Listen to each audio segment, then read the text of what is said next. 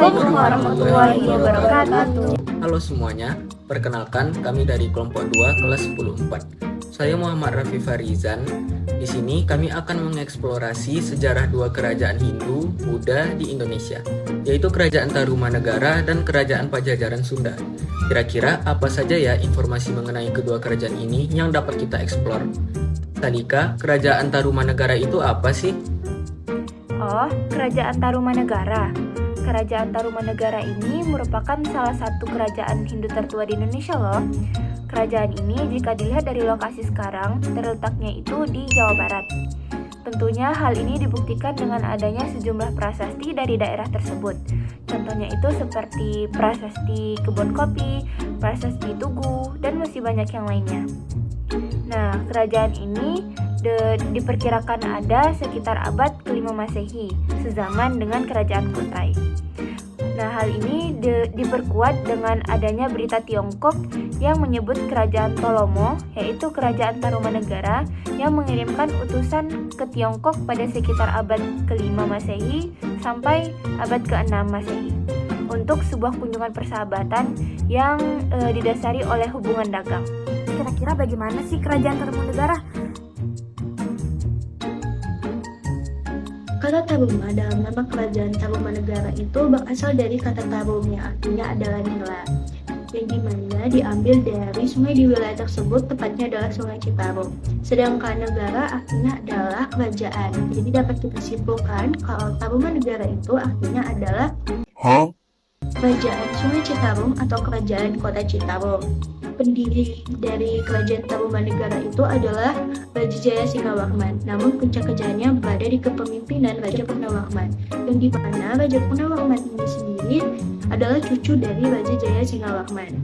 Makanya banyak catatan sejarah yang menuliskan peran Raja Purnawarman itu lebih banyak daripada Raja Jaya Singgawarman, karena puncak kejayaannya itu berada di masa kepemimpinannya si Purnawarman. Ternyata Raja Purnawarman adalah satu-satunya raja yang membawa dampak besar loh bagi Kerajaan Tarumanegara. Nah, berarti masa Kerajaan Tarumanegara terjadi pada saat Kerajaan Tarumanegara berada di bawah pimpinan Raja Purnawarman ya?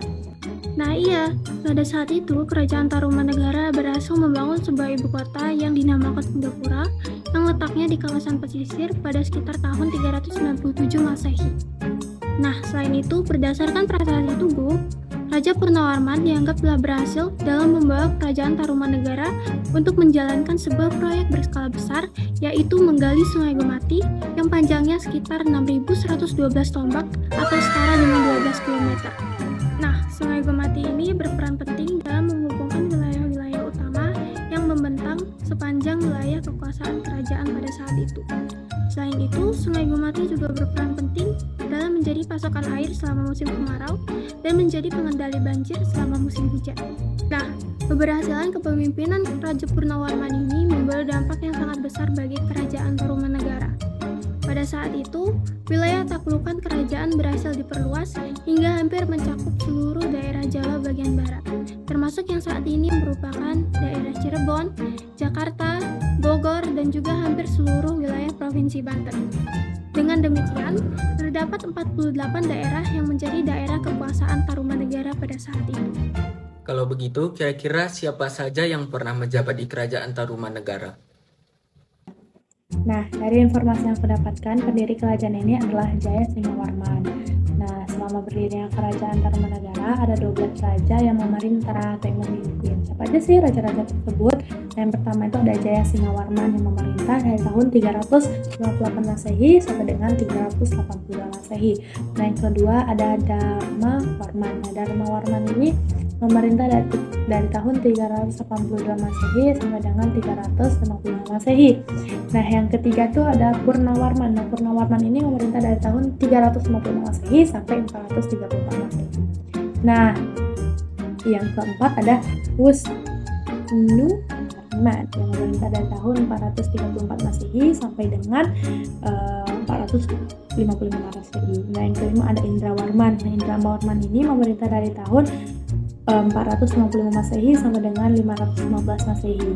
Nah, yang keenam ada Candrawarman. Nah, Candrawarman ini memerintah dari 515 Masehi tadi sampai dengan 513 Masehi. Yang ketujuh ada Suryawarman yang memerintah sampai 561 Masehi. Yang kedelapan ada Kertawarman yang memerintah sampai dengan 628 Masehi. Yang kesembilan ada Sundrawarman yang memerintah sampai dengan 639 Masehi. Nah, yang ke-10 ada Hariwangsawarman. Nah, Hariwangsawarman ini memerintah dari 639 Masehi sampai 640 Masehi.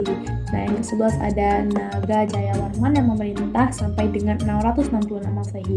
Nah, yang ke-12 ada Linggawarman yang memerintah dari 666 Masehi sampai dengan 669 Masehi. Jadi penasaran deh, kira-kira bagaimana kondisi ekonomi dan politik kerajaan Tarumanegara pada saat itu? Masyarakat kerajaan Tarumanegara ini pada zaman dahulu itu umumnya hidup dengan bermata pencaharian sebagai petani dan hidup di bawah pemerintahan yang sudah teratur. Nah, berdasarkan catatan penjelajah Tiongkok abad ke-5 Masehi, Fahian, selain bertani, masyarakat juga bermata pencaharian di sektor peternakan, seperti perburuan hewan, perdagangan cula badak, Hingga perak.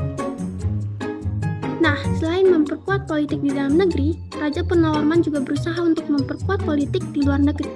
Berkat keahliannya dalam berdiplomasi, Raja Purnawarman berhasil membangun hubungan diplomatik dengan kerajaan-kerajaan Tiongkok. Akibatnya, perdagangan internasional yang terjalin di antara kedua kerajaan ini berjalan dengan sangat baik.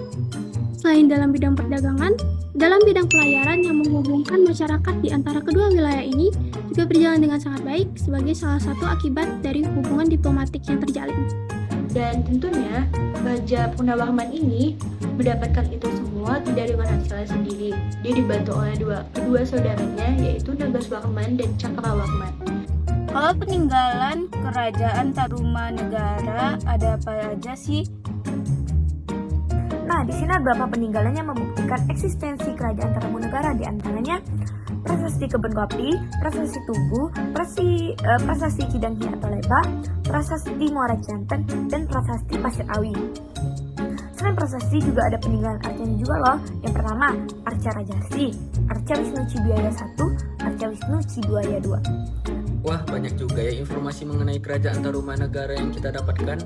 Nah, kerajaan yang akan kita bahas selanjutnya ini adalah Kerajaan Pajajaran, atau juga biasa disebut sebagai Kerajaan Sunda. Nah, jadi teman-teman, letak kerajaan Pajajaran di masa lampau terletak di Pakuan, atau bisa disebut sekarang dengan Bogor. Nah, kerajaan Pajajaran adalah salah satu kerajaan besar di Pakuan, Jawa Barat.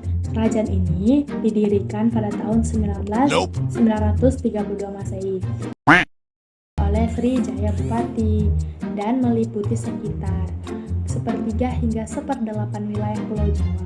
Kerajaan ini diruntuhkan pada tahun 1597 Masehi. Wah, masa kejayaan kerajaan Sunda kapan dong? Kejayaan kerajaan Sunda ini berhasil dicapai pada masa kerajaan Tarusbawa, yang dimana Tarusbawa sendiri ini juga mengubah dari kerajaan Tarumanegara menjadi kerajaan Sunda. Nah, kerajaan Pajajaran atau yang lebih dikenal dengan kerajaan Sunda ini merupakan salah satu kerajaan Hindu terbesar di Nusantara pada abad ke-14 sampai dengan ke-16. Secara ekonomi, kerajaan Sunda memiliki basis agraris yang sangat kuat, disertai dengan sistem irigasi yang sangat canggih untuk mengairi sawah-sawahnya pada saat itu. Secara komoditas, kerajaan Sunda ini menghasilkan beberapa komoditas seperti padi, palawija, dan juga rempah-rempah yang menjadi sumber kekayaan utama pada saat itu. Politik kerajaan Sunda relatif stabil di bawah pemerintahan yang terorganisir dengan baik. Penguasaannya mencakup wilayah yang luas di bagian Jawa Barat dan juga sebagian wilayah Jawa Tengah. Kerajaan Pajajaran memiliki beberapa hubungan diplomatik dengan kerajaan-kerajaan tetangga dan melakukan perdagangan dengan mereka. Namun, adanya persaingan dan juga konflik teritorial menyebabkan perselisihan dengan kerajaan tetangga seperti dengan kerajaan Majapahit. Nah, meskipun demikian, Perkembangan kekuatan politik dan juga ekonomi kerajaan Sunda masih terus berkembang, sampai mencapai puncaknya di bawah pemerintahan Prabu Siliwangi.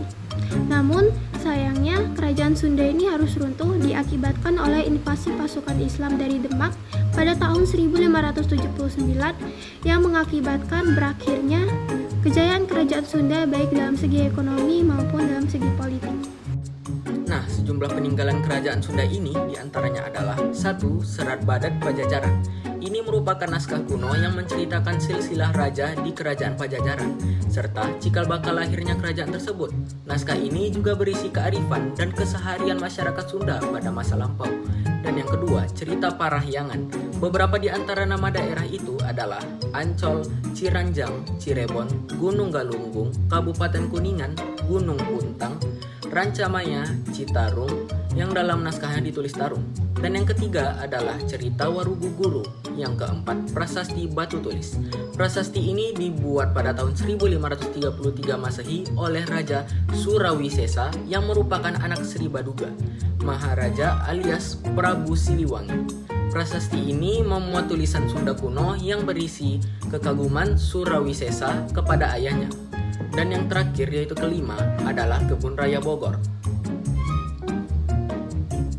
Nah, mungkin hanya itu saja informasi yang dapat kami temukan dan sampaikan mengenai Kerajaan Tarumanegara dan Kerajaan Sunda. Sampailah kita di akhir video. Kami ucapkan terima kasih kepada guru pembimbing kami yaitu Ibu Novita Sari yang telah membimbing kami dalam mata pelajaran sejarah.